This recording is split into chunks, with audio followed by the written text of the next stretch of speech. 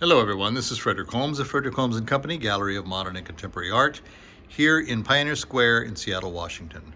I'd like to take a few moments and introduce many of you to the works of Walter Quirt, an artist who has remained virtually unknown and unseen for the last half century following his passing in 1968, which we'll get to in a minute. Walter Quirt was born in 1902 in Iron River, Michigan, and passed away in 1968 in Minneapolis, Minnesota, where he'd also been teaching at the University of Minnesota while simultaneously exhibiting around the United States and New York. He became an important part of the development of modern art in America, becoming one of the critical contributors to the canon of modern. Beginning in 1929, when he moved to New York and became part of the emerging generation of American Avant-Garde that was beginning to really embrace some of the new genres of modernism that were beginning to emerge out of Europe. He was known in the 1930s as primarily as a social surrealist. Social surrealism was a very subset, it was a kind of a unique subset of European surrealism, having been adopted by people like Quirt, James Guy, Louis Guglielmi, and basically what they were doing is using the psychological tenets of European surrealism to express many of their concerns about what was occurring during the American Depression in the 1930s. For Quirt in particular, it was about his concerns about the marginalization of ethnicities like the Black community, the Jewish community, the Native American people, as well as income inequities and labor rights. A lot of the same things we're obviously still dealing with today, they were dealing with back in the 1930s. So this is a painting called this is a painting called Use of White, Seated Figure. And the Use of White series was in fact a series of paintings that he was working on in the early 1960s, 1961 specifically, that dealt with the prevalence of white in the canvas and various other colors and various types of brushwork as a counterbalance against all of that white. So this one we see a lot of very kinetic, very dynamic, vertical and diagonal line, very action-oriented, very aggressive line work. I love this painting, I really do. I love the colors, that very sparing use of color, really, just kind of this buttery yellow that we see in here, kind of a golden yellow, and this kind of darker kind of forest green. A little bit of brown in here, but the rest of it is primarily, kind of black and white and shades of gray in between, of course. Over here is a work on paper. This is from a series that he did, and you'll see a lot of these on the gallery's website, called the Lake Harriet series. This is it's an untitled piece, so we've given it a subtitle of Lake Harriet, Man by Window.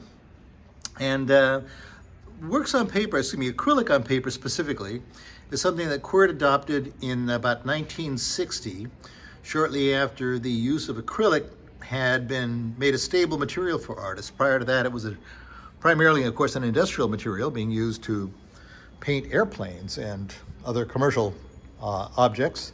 It was occasionally used by artists at the time, the post-war artists, but it was basically an unstable material. So a lot of those paintings that ended up in museums periodically have to be taken down and repaired and conserved.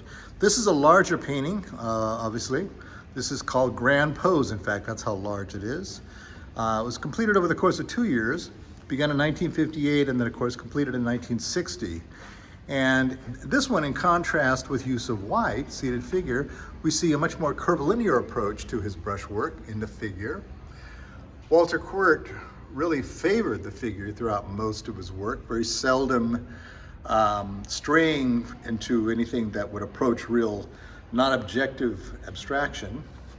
But we see here just this very wonderfully quick, very spontaneous, improvisational use of line. Look at this, I love this quick little loop that he did in here. Look at this. Really a charming piece of the composition. Same thing down in here. Great painting, Grand Pose. I'm going to take you back now and look at a painting that's really I consider to be one of the gallery's treasures. It's available for purchase to the right collector, of course. This is a painting called, it's untitled. This came from an estate. And this is a piece that I've simply subtitled Surrealist white figures with black man. This is circa 1939. Now, as I said earlier, Walter Quirt's work in social surrealism really dealt a lot with racism and bigotry and so forth. And so what we see in this painting, which by late 1939 I consider to be a transitional work, because I think he was moving away from the more explicitly ideological works that dealt with these themes, and something that became a little bit more, in fact, a lot more, just kind of overtly surreal. So what we see in, excuse me, what we see in this painting are these kind of cartoonishly grotesque, Dali-esque figures in the background, but with this figure in the very center. And the figure in the very center, as you can see here, is painted in blue, two different hues of blue, standing upright. Clearly, you can see with his wavy hair, he's probably a black man, with his arm around this more kind of Picasso-esque woman. And this figure over here, whose left foot is aggressively pushed forward, is kind of literally looking down a very large nose at this. And I see this as being a kind of a deliberately provocative statement on the part of Walter Quirt, kind of poking a stick in the eye, so to speak, at the conventional racism of that time. Because of course a black man with his arm around a woman would have been a very controversial thing at that time. Over here we see a painting that again has to do with Quirt's abandonment of use of color and just focusing on brushwork and line specifically. A lot of diagonal line in this case, very dynamic, very aggressive, very action-oriented, which really kind of underscores the whole idea of this piece is called Cowboy and Horse from 1959. In 1960, Walter Quirt was given a retrospective by the American Federation of Arts, the largest and oldest nonprofit arts organization in the United States, begun back in the early 20th century. And they sponsored a retrospective with a grant from the Ford Foundation, which traveled through 17 cities over the course of 2.5 years. Walter Quirt's work being seen literally by thousands and thousands of people in museums and cultural centers and universities throughout these 17 different cities. Though I love this painting because I'm kind of a fan of Franz Klein, and I see this very aggressive, very dynamic use of black brushwork in the composition. Over here, we're going to get into some of the drawings. Quirt was a brilliant drawer, I've always felt. These are 3 drawings, 2 of them are horses. This is, they're all entitled, from 1961. This is a piece that I've simply subtitled Clay Horse, as in Paul Klee. For some reason, it just really reminded me of Paul Klee's work. I think because I've always enjoyed that one of Paul Klee's sayings, at least it was attributed to him, was that a drawing is just a line going out for a walk. And I saw a lot of that in this particular drawing. This is another one, a more kind of corpulent horse. This is simply called Horse Study, again, 1961. And this is another drawing, very different, of course. This is called, subtitled, Yucatan Village, first version. Also this one's from 1963. Another painting that was featured in that traveling retrospective is this, which was called The Road with No Turn. This is from 1952.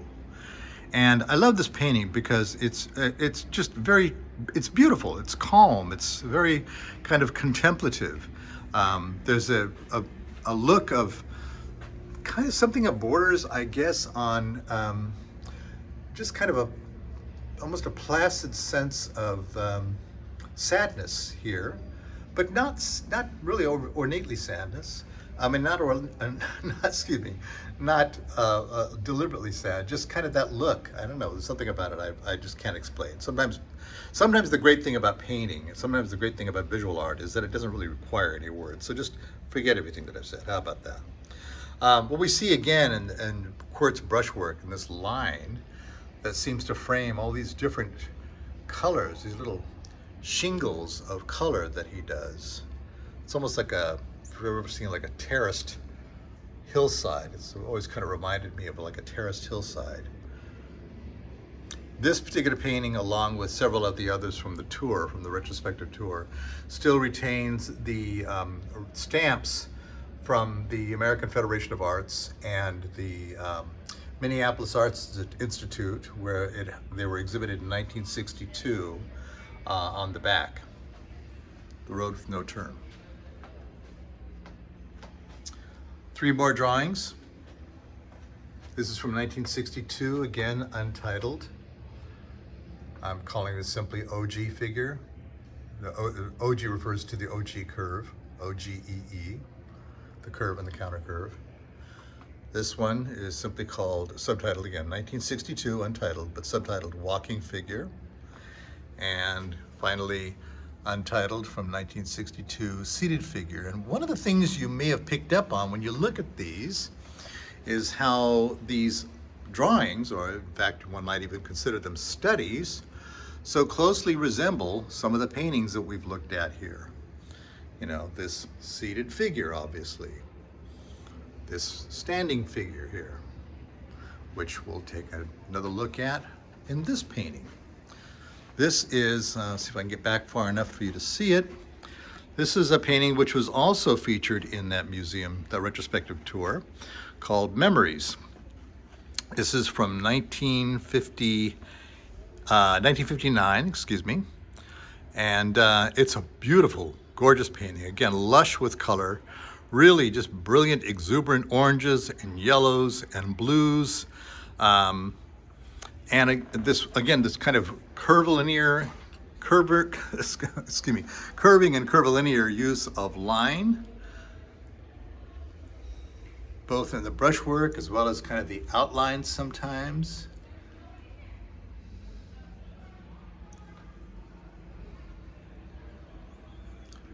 Move right up the center here, and the only thing that's really recognizable, of course, that makes it clearly figurative is the face, which, you know, in one of the catalogs was described as having the countenance perhaps of a Madonna.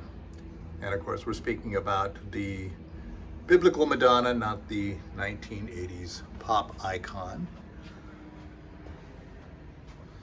And finally over here, this is a Lake Career piece from 1964. This is another Lake Harriet painting. This is called Lake Harriet, The Sporting Life. And I've always seen this as one of the few landscapes that Walter Quirt ever achieved. It's not unlike, I think, the paintings of Georges Seurat, who would, of course, depict the citizens of Paris picnicking and just relaxing along the banks of the Seine. Here we see Lake Harriet, which was a recreational lake also near Walter Quirt's home in Minneapolis. And he would go down there from time to time and just simply draw inspiration from people socializing and relaxing and playing games and picnicking and so forth. So, you know, we see this very, of course, significant figure here in the center, but which is, there's a line right down the middle. So what we see is that this figure is kind of separate in many respects from the longer perspective of the lake, where up in the corner here we see people skiing, and we see the sail of perhaps a sailboat, and a bird in the sky, perhaps clouds. So I love this painting. It's a gorgeous painting. Would make a brilliant addition to, I think, anyone's home. But that's pretty much it as far as the works themselves are concerned. One of the things I wanted to point out is that there are many people that come into the gallery who truly, I mean, just go nuts over Walter Quirt's work, and with good reason, obviously. But they always invariably comment, how come I've never heard of this guy? Well, the reason being largely that when Walter Quirt passed away in 1968 in Minneapolis, his widow Eleanor, in a deep state of grief, obviously, could not bring herself to part with any of his work. And she literally put everything away in storage. And Walter Quirt's work basically remained there with the exception of one retrospective that the University of Minnesota sponsored in 1980, after which it went right back into storage and remained there until 2015, 8 years ago from the date this video is being made. The widow had passed away several years prior, but a colleague of mine whom I'd worked with in San Francisco, Travis Wilson, who deserves credit for having been the party who quote-unquote rediscovered Walter Quirt, found the work in a book from 1944 called Abstract and Surrealist Art in America. I'm going to show it to you here. Abstract and Surrealist Art in America. This was written and published by Sidney Janis, a big collector at the time on the board of MoMA, and who later founded Sidney Janis Galleries. And in this book, we see a black and white plate of a painting called The Crucified, painted in 1943. It was actually a color painting, which was later sold. But adjacent to it, on the opposite page, the facing page, is a painting by another artist of similar stature, who at the time was on a parallel career path along with Quirt, and that is Jackson Pollock. This is She-Wolf, which is now in the permanent collection of MoMA. Quirt's work didn't reemerge again until 2015, when Travis, having rediscovered the work, brought it to me, and we collaborated for the next couple of years and produced several shows. And then he stepped out of the picture in order to be able to accept a position from a contemporary gallery in San Francisco, and is having a good career. And I took over the continuing efforts to restore Walter Quirt's legacy. Since then, it's been, of course, quite an adventure. Having discovered that Quirt's work is in over 30 permanent museum collections, having discovered that Quirt's work was featured in 7 Whitney annuals, having discovered that Walter Quirt work was featured in over 6 MoMA group shows. And one of the more interesting things I found was that back in 1937, a year after Walter Quirt's first retrospective his first solo show had been produced at the Julien Levy Gallery in New York. Okay, and it's important to note that Levy didn't really represent American artists, with the exception of Calder and Man Ray, both of whom were affiliated with the European Avant-Garde, but he gave Quirt a solo show with his social surrealist work, describing him as a radical painter. And I mention that because it's only a year later, in 1937, when the Museum of Modern Art, under the curatorial eye of its founding curator and director, Alfred Barr, decides to produce the groundbreaking exhibition on Surrealism called Fantastic Art, Dada, and Surrealism. This is a huge undertaking, huge undertaking. Now, Alfred Barr, of course, was wise enough to know that in order for this to be successful, he was going to have to probably create some type of a speaker symposium to explain to an unsuspecting public what this crazy new genre that was emerging out of Europe was all about, right? Very few people at that time understood, or much less appreciated, Surrealism. And so he decided to enlist several different parties, but most important here in this case is that the 2 artists that were responsible for the speaker symposium were, in fact, Walter Quirt and Salvador Dali, side by side. So I find that kind of interesting because it obviously makes clear that within a very short amount of time after his first solo show, Walter Quirt was already on the radar of nearly everyone in New York that mattered in terms of the art world was concerned. So that's basically it for the time being. I'd suggest that if you are interested at all in learning more about Walter Quirt, if you'd like to know more about the Quirt hypothesis, which was an academic theory that Quirt developed, and that plays a really central role in a lot of his painting that has to do with line. If you'd like to know more about his history, if you'd like to see more of his work in general, go to the gallery's website, frederickholmesandcompany.com, and click on Walter Quirt, and there's all kinds of rich information in there, including, by the way, if you'd like to know a little bit more about this particular painting, the untitled piece that dealt with racism. There's a whole essay that I've written you'll find a link to next to the actual image on the gallery's website. So thank you very much for listening. Thank you very much for watching. If you'd like to continue to, if you'd like to subscribe to the gallery's channel, please do so. More the merrier. Otherwise, thank you very much for joining me, and I wish you well.